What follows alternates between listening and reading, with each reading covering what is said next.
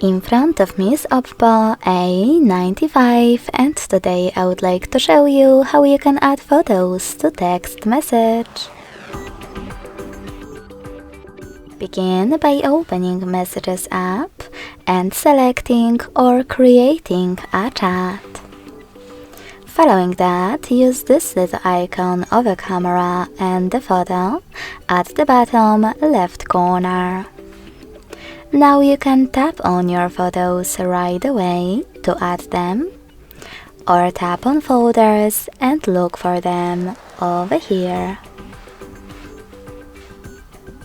After locating your pictures, hold the chosen one and tap on Select at the top right corner to attach it. As you can see, after that, my photos were successfully added.